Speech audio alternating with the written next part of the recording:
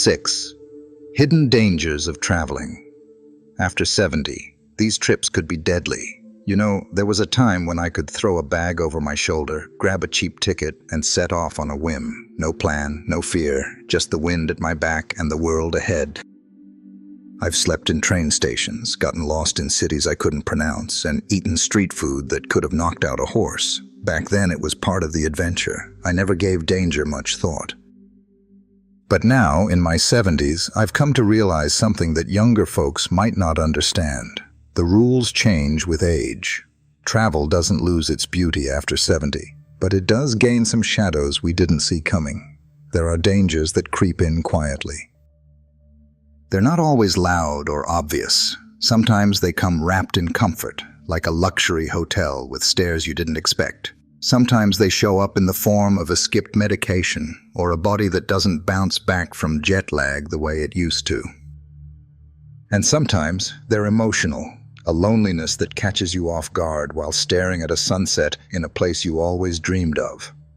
I've traveled as a young man, and I've traveled as an old one. Let me tell you, there's a difference. Not worse, not better, just different. At this age, your strength isn't just in your legs or your lungs anymore. It's in your wisdom. It's in knowing what to watch for, what to slow down for, and what to avoid altogether. Because the truth is, one wrong move at 30 is a funny story. At 70, it might be the end of the road. I'm not here to scare you. I'm here to prepare you, because you deserve to keep chasing the horizon, just not blindly. You've earned the right to explore the world on your own terms, and to do it safely, smartly, and with your eyes wide open.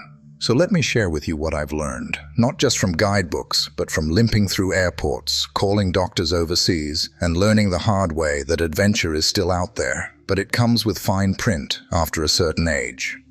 These are the 6 hidden dangers of traveling after 70 that nobody talks about, but you need to know. Because the more you know, the more you can enjoy what's left of this incredible, unpredictable journey. Let's talk about it.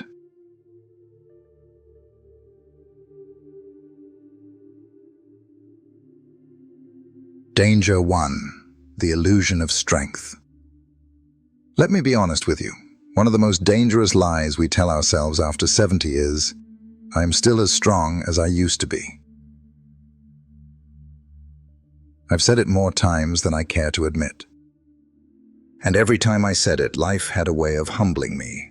You see, the spirit doesn't age the way the body does. In your mind, you still feel like the man or woman you were at 45. You remember the hiking trips, the long days exploring cities on foot, the way you carried your luggage upstairs without thinking twice. So when the opportunity comes to travel again, something in you says, I can still do all that. But here's the truth.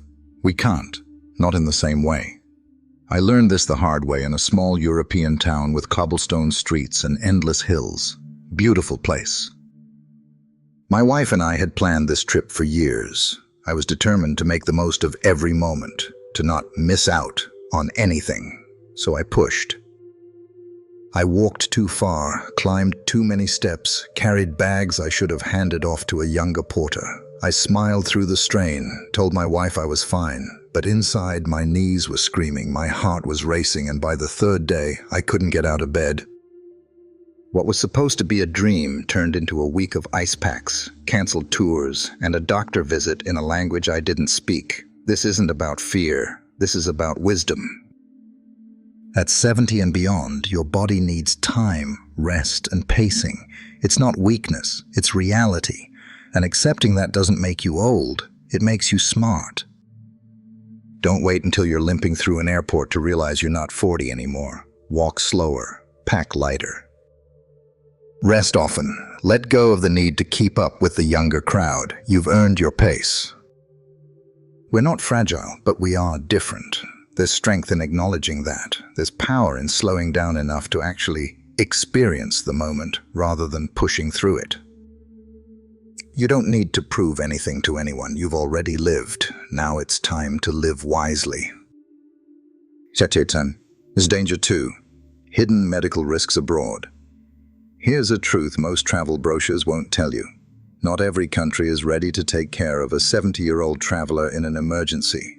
I found that out in a cold, sterile clinic in Southeast Asia, where the doctor couldn't read my prescriptions and I couldn't explain my symptoms. I had packed everything, or so I thought: passport, travel insurance, medicine. But I didn't pack for the possibility that my heart might flutter in a way it hadn't before. I didn't pack for the altitude change that would make me dizzy. I didn't consider what would happen if I needed a hospital and couldn't find one that accepted my insurance. As we age, our bodies become more sensitive to change: climate, air quality, food, sleep disruption, water purity. That tap water you drank at 35 without a second thought, it might leave you bedridden at 75. That long-haul flight without compression socks or movement breaks. It could lead to blood clots, and if you're not careful, that mild cold you catch on the plane might escalate into something your immune system just can't handle like it used to. It's not about living in fear, it's about preparing in wisdom. Before you go anywhere, do more than check the weather and hotel reviews. Learn about the local healthcare. Make a medical checklist. Bring extra medications and copies of prescriptions. Yes, even the ones you think you don't need. Consider bringing a translated note that explains your medical conditions. Know where the nearest hospital is and what language they speak. It might sound like overkill. It's not. It's preparation that might save your life. I once spent a night wheezing in a hotel room in a country with no 911 system. I never felt more alone, more helpless. Don't let your adventure turn into a nightmare because you assumed you'd be fine. Plan for your body.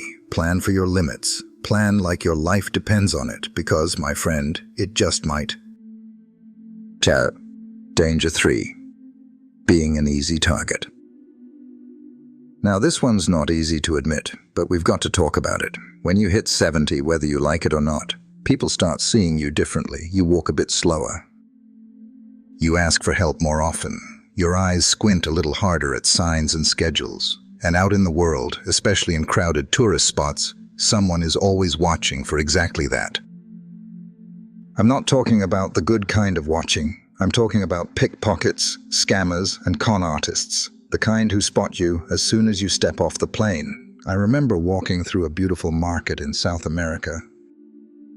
The colors, the smells, the buzz of people, it was everything I loved about travel. But somewhere between bartering for a hand-woven hat and reaching for my wallet, someone else had already reached for it first. My money, my ID, gone. Just like that, one bump in a crowd and poof, I wasn't fast enough to notice.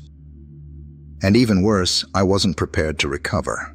Let me tell you something that's not in the glossy travel ads. Seniors are soft targets, not because we're weak, but because we trust too easily.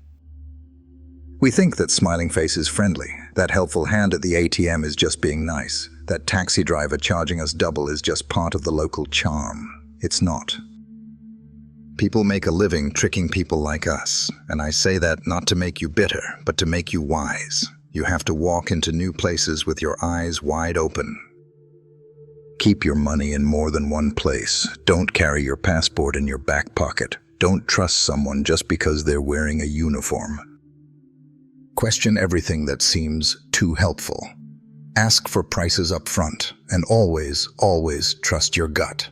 We didn't live this long by being fools. But travel has a way of disarming us, of making us want to believe everyone is as kind as we are. I've learned that being kind doesn't mean being naive. There's no shame in being cautious. That's not fear, it's survival. So when you walk through that foreign city, walk like someone who's seen a thing or two. Be polite, but be sharp. Smile, but don't surrender your instincts. You've come too far in life to be taken advantage of by someone looking for an easy mark. And you're not one, not if you stay alert. Danger 4, the emotional toll of isolation. This one's sneaky. It doesn't show up on your itinerary. You won't find it in the guidebooks, but it might hit you harder than anything else, and you won't see it coming. Loneliness. I remember a trip I took to Greece after my wife passed. I had always wanted to see the white buildings of Santorini, the blue domes against the sea, so I went, thinking maybe the beauty would help me heal. I stood at the edge of the cliffs, the sun setting over the water, camera in hand. It was picture perfect, but as I turned to share the moment, there was no one there. And that's when it hit me. The most breathtaking view in the world means very little when you've got no one to turn to and say, "Look at that." We talk a lot about the physical risks of travel, but we don't talk enough about the emotional ones. Being far from home can bring out feelings you thought you'd buried. You might miss your family more than you expected. You might feel invisible in a crowd. You might sit down in a hotel room, thousands of miles from anyone who really knows you, and feel like the loneliest person on earth. Don't underestimate that. Traveling alone, or even with strangers, isn't the same as having someone who truly knows your story. The world can be beautiful, yes, but it can also be empty without connection. So here's my advice. If you're going to travel after 70, stay emotionally grounded. Stay connected. Call your kids, text a friend, write in a journal. Video chat with someone who cares. Don't chase beauty and forget to tend to your heart. It still needs company, even at your age. And if you're lucky enough to have a travel companion, hold them close. Share meals, share laughter, share silence. Because one day, it's not the monuments or museums you'll remember. It's who was sitting across from you when you saw them. Travel with your heart as much as your feet. Don't go so far chasing the world that you lose yourself in the process. Danger number 5. Financial vulnerability. Let's talk money. Not in the way the young folks do with crypto coins and investment apps, but in the real, boots-on-the-ground way money affects us after 70. When you're young, a financial mistake on a trip might set you back a few months. But at our age, it could mean real trouble. Retirement funds aren't infinite. Pensions don't stretch as far as they used to, and one unexpected cost or one clever scam can wipe out more than just your vacation budget. It can steal your peace of mind. I once knew a gentleman about my age who booked a river cruise through a charming email offer. Beautiful photos, professional-looking site, even a countdown timer that said, "Book within 48 hours for 50% off." He jumped on it, sent the deposit. Got the confirmation, packed his bags. When he arrived at the port, no boat, no staff, no reservation. Just silence. It was all fake. And that wasn't even the worst part. The airline ticket wasn't refundable. His travel insurance didn't cover fraud, and the money gone. Thousands, just like that. You see, after 70, the scammers know we're more trusting, sometimes a little slower to catch digital tricks, and more likely to take things at face value. They count on us not reading the fine print, and they're getting better at it.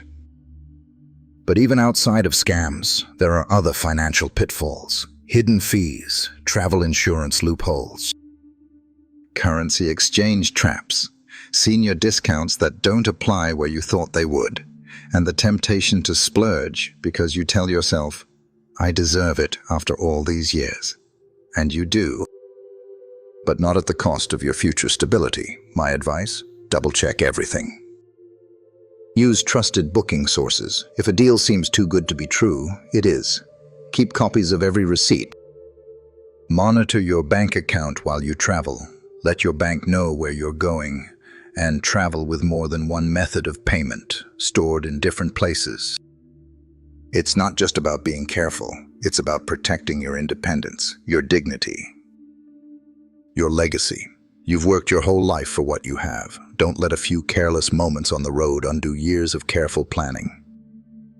Be generous, but be sharp. You're not old-fashioned, you're seasoned, and seasoned travelers protect what matters most.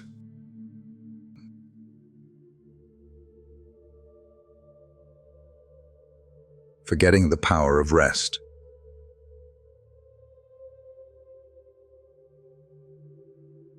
Now this one may not sound dramatic, but let me tell you, it's the silent trap that catches more of us than any pickpocket ever could. I get it. When you're in a new country, surrounded by beauty and wonder, there's this urgent feeling. I have to see it all. I may never be here again. So you pack your days full. Sunrise hikes, double-decker bus tours, Long lines at famous museums, fancy dinners at 9 p.m., and you try to push through the fatigue because isn't this what travel is all about? But after 70, your body doesn't play by the same rules anymore. What used to feel like a long day now feels like a mountain. Jet lag lingers longer. Sleep is lighter, energy dips faster, and if you don't respect that, you'll crash hard. I've done it. I ignored my body once on a trip to Japan, tried to cram 4 cities into 10 days. The result? I ended up fainting in a train station, woke up on the floor with strangers around me, someone pouring water on my face. I'd skipped meals, slept maybe 4 hours a night, walked for miles each day. My body finally said, "Enough." That was a wake-up call. Rest is not a weakness, it's fuel.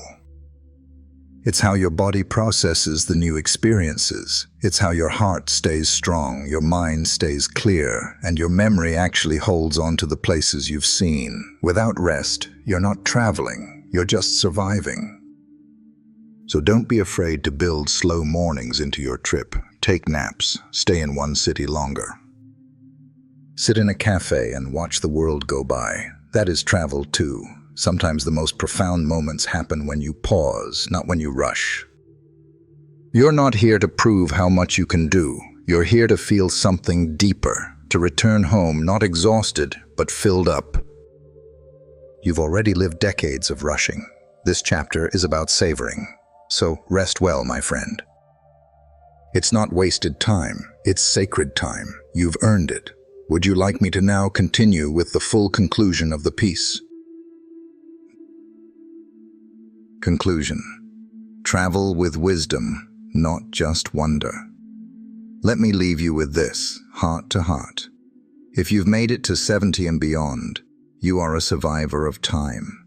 You've witnessed eras change, people come and go, dreams born and buried, and still here you are, curious, brave, and daring enough to explore the world in your golden years. That says something powerful about your spirit. But if there's one thing I've learned with each passing year, it's that the road ahead must be walked differently than the road behind. Not with less courage, but with more caution. Not with less joy, but with more intention. Not with a desperate sprint to see it all, but with a wise heart that knows the most meaningful experiences aren't in the rush, they're in the pause.